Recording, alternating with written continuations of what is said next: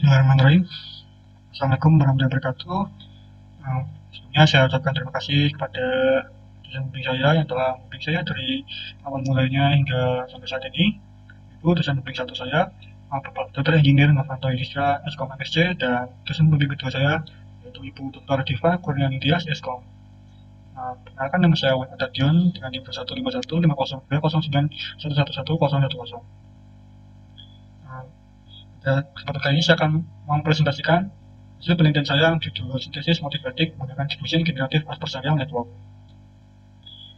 Pertama, di isi pembahasan dari presentasi kali ini adalah 1. Pendahuluan, 2. Landasan perpustakaan, 3. Metodologi penelitian, 4. Hasil pembahasan, 5. Kesimpulan. 1. Pendahuluan, pertama adalah latar belakang.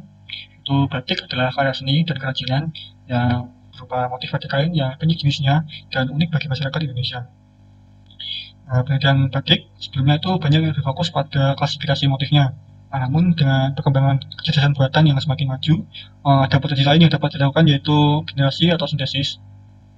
Generative Adversarial Network atau GAN itu seperti contoh style GAN merupakan salah satu model yang dapat digunakan untuk menghasilkan data sintesis. Model tersebut mampu menghasilkan gambar-gambar yang bervariasi dan berkualitas tinggi. Namun terdapat tantangan yaitu kinerja yang tidak stabil dan tidak konsisten. Selanjutnya, teknik difusi adalah salah satu teknik baru yang terdapat pada generatif model dapat dimasukkan ke dalam style GAN 2 untuk meningkatkan kinerjanya. Tujuan yaitu 1. Menganalisis dan mengimplementasikan model diffusion GAN, 2. Melakukan fine tuning pada model diffusion GAN untuk meningkatkan performa dalam menghasilkan motif, 3. Mengevaluasi performa model diffusion GAN dalam menghasilkan motif batik dengan memperhatikan kualitas, keaslian, variasi yang dihasilkan, dan nilai metrik. Landasan perpustakaan. Pertama-tama kajian pustaka. Kira-kira terdapat 4 kajian pustaka yang saya masukkan di sini. Nomor 1 yaitu berjudul Batik Classification Using Deep Convolutional Network with Transfer Learning oleh Goldthorpe et al. 2018. Hasilnya adalah dataset batik yang dapat digunakan lagi dalam penelitian ini. Yang kedua ada Style Based Generative Adversarial Network oleh Karas et al. 2018. Hasilnya adalah Asteto Style GAN yang berfokus pada pengembangan GAN dengan pendekatan kontrol gaya. Ketiga ada Diminishing Diffusion Probabilistic Model oleh Hook et al. 2020. Hasilnya adalah model generatif baru yang dilakukan dengan cara melakukan proses difusi terbalik. 4 ada Deep Convolutional Generative Adversarial Network Application in Batik Pattern Generator oleh Kus et al. 2021. Hasilnya adalah dataset yang digunakan itu berjumlah 41.621 batik dan arsitektur yang digunakan yaitu DJ GAN, dan evaluasi visualnya yang disebutkan itu batik yang dihasilkan motifnya menyerupai batik parang. Selanjutnya landasan teori, pertama-tama ada Generative Adversarial Network atau GAN yang merupakan salah satu model yang dapat digunakan untuk menghasilkan data sintesis seperti contoh gambar. Jadi model tersebut terdiri dari 2 komponen utama yaitu generator dan diskriminator, di mana generator adalah bagian yang bertugas untuk menghasilkan data sintesis atau palsu, dan diskriminator yang bertugas untuk membedakan mana yang data palsu dan data asli. Pelatihan GAN dilakukan dengan cara mengoptimalkan generator untuk menghasilkan data palsu yang mampu menipu diskriminator, dan kemudian mengoptimalkan diskriminator untuk membedakan data palsu atau sintesis dengan data asli dengan tepat.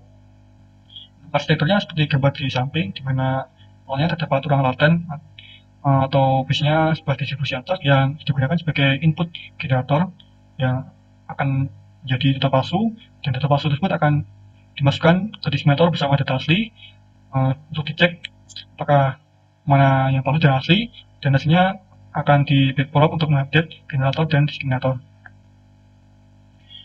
Selanjutnya ada resistant loss, itu salah satu fungsi loss yang cukup sering digunakan pada model GAN, terutama model resistant GAN.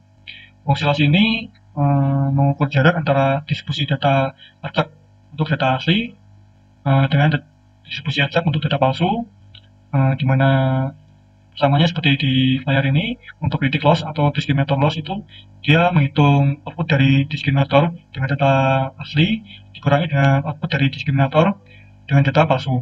Untuk generator loss-nya itu menghitung output dari diskriminator dengan data palsu. Dan style GAN 2 adalah pengembangan dari GAN yang awalnya GAN dikembangkan menjadi proGAN, style GAN, dan style GAN 2. Untuk arsitekturnya masih menggunakan proses adversarial seperti GAN sebelumnya, yang mana menggunakan diskriminator dan generator yang saling berkompetisi. Nah, untuk perbedaan dengan model GAN yang sebelumnya adalah adanya komponen mapping network yang mengubah ruang laten Z menjadi ruang intermediate laten W, atau disebut juga style. Jadi pada model GAN itu isi gambar atau style dari gambar didefinisikan oleh sebuah ruang latennya yang biasanya berupa distribusi acak.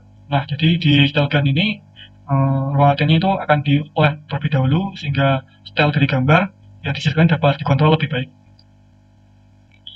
Hanya diffusion model adalah salah satu model generatif baru yang bekerja dengan cara mendegradasi data pelatihan melalui penambahan berulang sebuah Gaussian noise. Dan model akan mempelajari cara memberikan data yang sudah terdapat noise dengan mengembalikan prosesnya. Seperti gambar di samping, gambar akan diberikan noise pada tiap step di iterasinya, dan model akan mengembalikan gambar yang sudah noise tersebut untuk mengembalikan datanya. Kemudian data baru dapat dihasilkan hanya dengan cara mengirimkan noise acak ke proses pengembalian yang telah dipelajari tadi. Selanjutnya metodologi penelitian. Yang satu ada dataset. Jadi dataset yang digunakan di sini diambil dari berbagai sumber seperti internet, Kaggle, dan GitHub. Terdiri dari 20 jenis motif batik, yaitu nitik, balik, ceplok, lereng, dan seterusnya. Dengan total gambar 20.000 gambar yang berperan berbeda-beda. Ini adalah contoh dari dataset. Dan selanjutnya perancangan penelitian. Pertama-tama dilakukan dengan pengumpulan dataset, praproses data, pembangunan model, pelatihan model, perbandingan model, analisis hasil, dan selesai. Pada praproses data dilakukan seleksi gambar, mana yang merepresentasikan batik dan mana yang tidak. Selanjutnya dilakukan augmentasi data, di mana dilakukan random cropping berukuran 256x256 dan random flipping horizontal serta vertikal dan alterasi warna. Nah, pada augmentasi warna, pada augmentasi data itu dilakukan sebanyak 1000 gambar pada tiap jenis sehingga totalnya akan jadi 20.000 gambar. Untuk pembangunan modelnya itu style 2 dan diffusion, dan pelatihan modelnya dengan parameter FGPU8, K-image atau gambar per ribuan yaitu 25.000, dan mini batch 64, mini batch standard deviation-nya 8, fmaps 0,5, learning rate 0,6025, gambar 1, MA20, rem 6, dan map 8. Untuk perbandingan modelnya adalah style GAN 2 sebagai baseline model, dan style GAN 2 dengan resistant loss, style GAN 2 dengan diffusion, dan style GAN 2 dengan resistant loss dan diffusion. Selanjutnya arsitektur. Berikut adalah arsitektur yang digunakan dalam modelnya. Setelah ini adalah arsitektur dari style GAN 2, di mana ini ada input laten yang diolah pada mapping network sehingga menjadi ruang laten W atau style yang nantinya akan digunakan sebagai input oleh model, sehingga setelah dioperasi di sini maka akan jadi output atau data sintesis. Di sini ada diffusion proses yang akan memberikan noise pada data sintesis. Selain itu juga diberikan noise pada data asli juga. Jadi nanti akan ada data sintesis bernoise dan data asli bernoise, dan diskriminator akan berusaha membedakan dua data tersebut. Nah, hasil dari pembedaan tersebut akan di backprop untuk mengupdate model. Selanjutnya hasil dari pembahasan. Pertama, hasil pengujian baseline model atau style GAN 2 dengan 20.000 data. Berikut adalah sampel hasil yang dihasilkan dengan model baseline. Ya, ini terlihat warna yang dihasilkan cerah dan baik dengan pola dan motif yang tertata dengan rapi. Tapi pola dalam motif batik ini dia masih cenderung mengikuti data asli. Sehingga walaupun motifnya keseluruhan baru, tapi bentuk pola dalam sini itu masih mirip dengan data asli. Jadi untuk model baseline keberagamannya masih bisa dibilang kurang. Untuk FID-nya dia sekian 46, 59, KID-nya 0,01, presisinya 0,59, dan recall-nya 0,117. Hasil pengujian baseline dengan data gabungan. Jadi saya juga mencoba untuk melakukan pelatihan dan menggabungkan data 20.000 data sebelumnya dengan sebuah data batik digital. Untuk sampelnya seperti di layar, di mana motif yang dihasilkan itu dia lebih beragam lagi dibanding sebelumnya, di mana pola yang di dalam motif batik ini lebih baru. Nilai metriknya itu FID-nya 57, dia sedikit lebih tinggi dari yang sebelumnya, dimana itu visinya lebih buruk. Tapi untuk hasilnya juga masih baik. Untuk ID-nya 0,01689, presisinya 0,1315, dan recall-nya 0,08601. Selanjutnya hasil pengujian baseline model dengan loss dan loss dan dengan 20.000 data. Untuk pengujian baseline dan loss dan loss ini, sampelnya seperti di layar ini, di mana pola yang dihasilkan pada tiap motif itu dia cenderung lebih baru, di mana berbeda dengan data asli. Pola-polanya itu dia lebih liar dibanding data asli. Nah, tapi karena hal tersebut juga membuat motif yang terbentuk jadi kurang rapi. Nah, tapi untuk FID-nya dia merupakan skor 48,781 dan KID-nya 0,01800, presisinya 0,15668, dan recall-nya 0,1612. Dan hasil pengujian baseline model, loss dan loss dengan data gabungan, dia terdapat peningkatan pada kerapian motifnya seperti di layar, tapi untuk polanya masih belum serapi yang baseline model. Dan nilai metriknya yaitu FID 42,9192, KID-nya 0,01423, dan presisinya 0,166889, dan recall 0,16861. Selanjutnya adalah hasil pengujian baseline model dengan penambahan diffusion, yaitu dengan 20.000 data. Untuk sampelnya seperti di layar, untuk pola yang ada pada motifnya dia lebih baru dibanding yang sebelumnya. Seperti ini ada beberapa unsur dari batik yang seperti menggabung, dan untuk kerapiannya juga dia rapi dan warna juga cerah. Jadi hasil yang dihasilkan oleh model ini adalah dapat dikatakan baik. Nah, untuk FID-nya dia mendapatkan nilai yang paling baik juga, 29,045, untuk ID-nya 0,0043, dan presisinya 0,628, dan recall 0,125.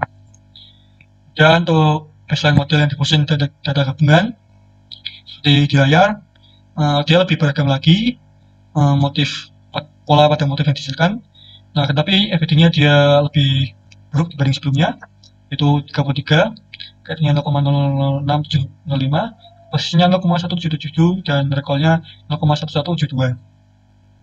Selanjutnya hasil pengujian baseline model dengan loss and loss dan diffusion dengan 20.000 data seperti sekian, dimana dibandingkan dengan loss and loss dan baseline model sebelumnya, dia cenderung lebih rapi, tapi juga karena kecenderungan dari loss and loss ini, polanya juga ada yang belum rapi.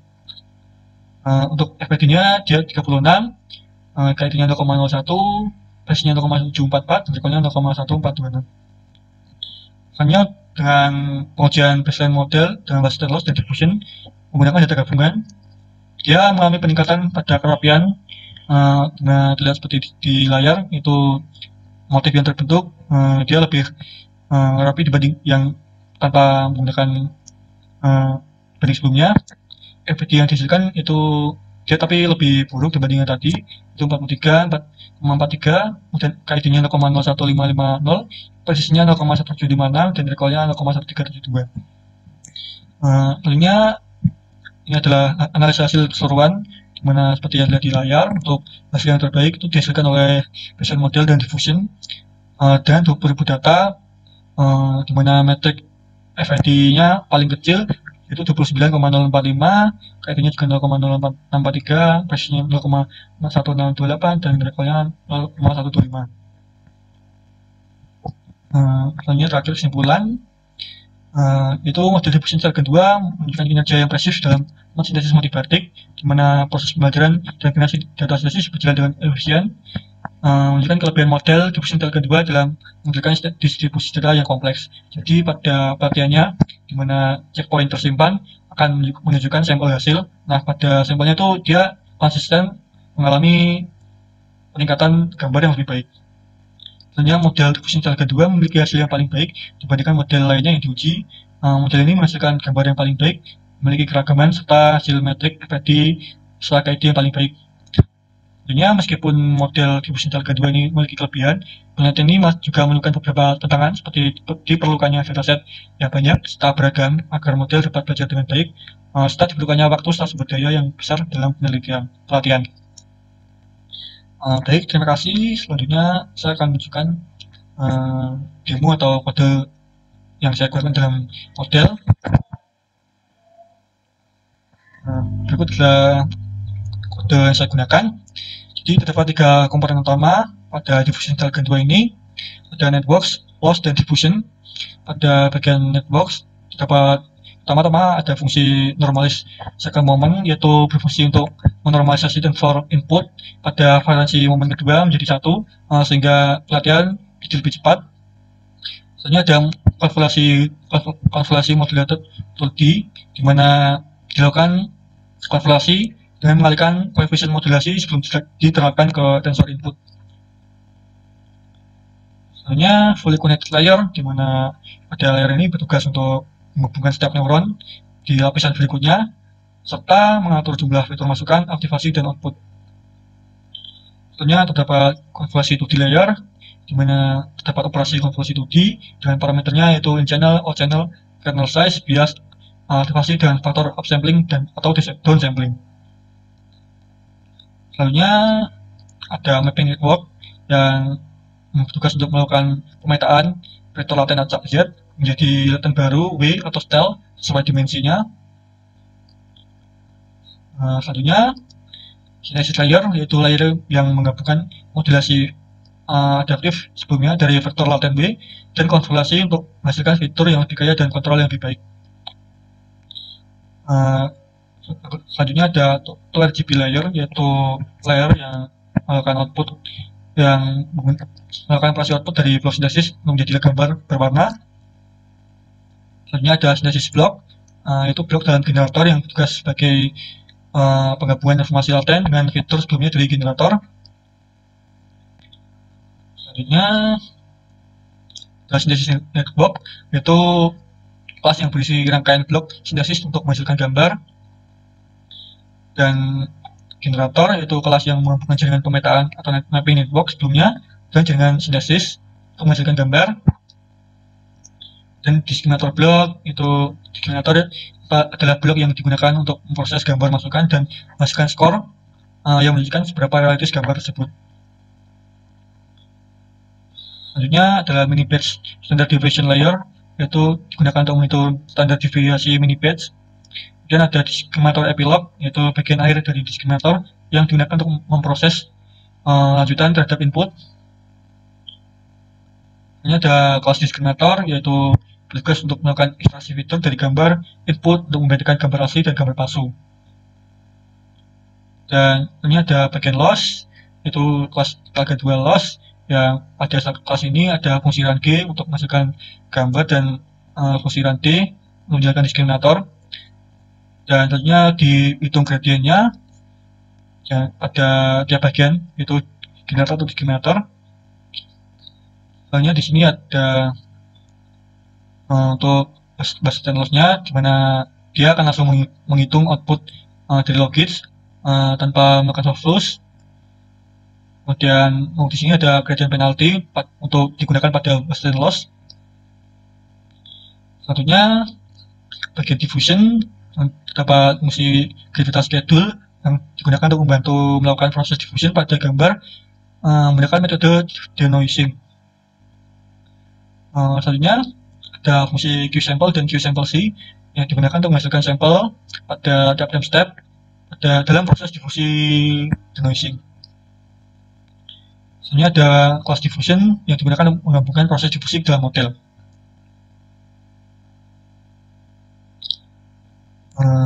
Untuk kode adalah sekian. Selanjutnya saya menunjukkan untuk bagaimana menghasilkan gambar.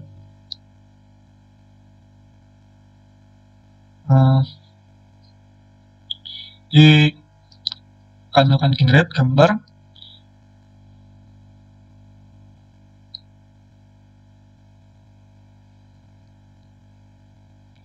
Dari checkpoint yang telah dilakukan pelatihan.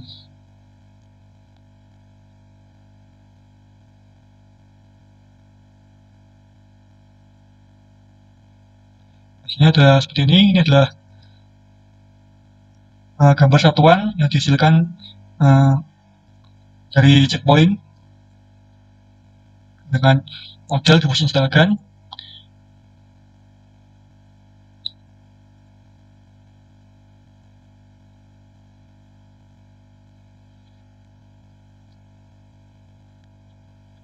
Mungkin sekian presentasi yang dapat saya lakukan. Kurang lebihnya mohon maaf. Wassalamualaikum warahmatullahi wabarakatuh.